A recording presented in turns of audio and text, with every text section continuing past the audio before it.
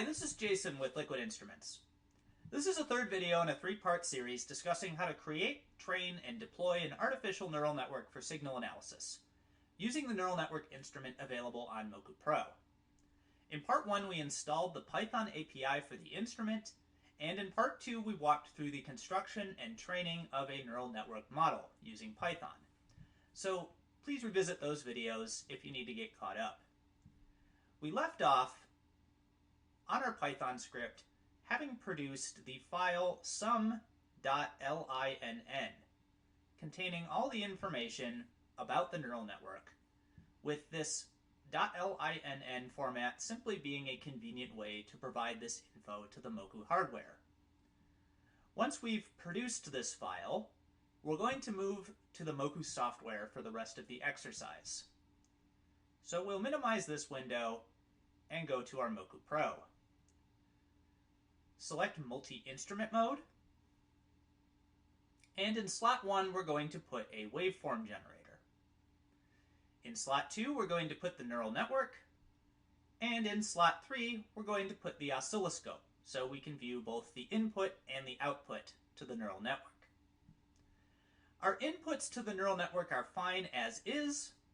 We're going to set the output, which comes from port A, into input C of the oscilloscope, and we're going to use the internal buses on the Moku to route the signal from the waveform generator to the oscilloscope as well.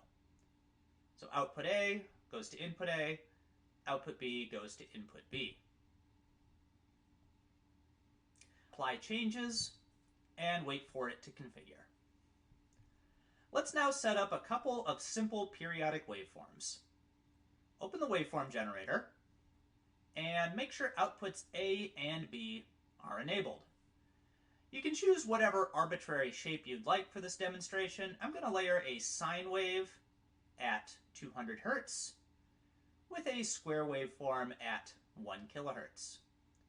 Let's just quickly verify this on the oscilloscope. So go to the oscilloscope screen, and we're going to set our scale and trigger appropriately. We're triggering on channel A. We can see channel A and B both appearing on the scope. And we'll note that we currently have no input on channel C. So let's now change that. Let's return to the configuration screen, and let's open the neural network instrument. Now, if you have a network existing previously on the instrument, you'll see that appear, and the screen will be blank if there is none. We're going to click on Load Network Configuration, and we're going to navigate to where sum.linn is stored on your locally on your device. Once you've uploaded it to the instrument, you can see a visualization of the network that you've defined. You check that everything looks right, and you can also adjust the input and output scaling by clicking on this text here. So let's return to the oscilloscope, and we can view the output of the neural network.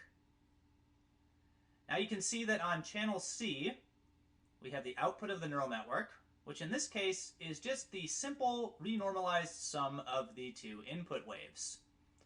If you want, you can go back to the waveform generator, and you can look at different combinations of functions and frequencies.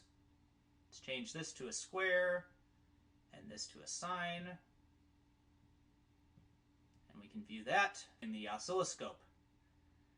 And so that will conclude our summation example for the neural network. Thanks for watching this series. If you'd like more information on the Moku Neural Network, you can check out the links in the description, where you'll find more tutorials and example scripts.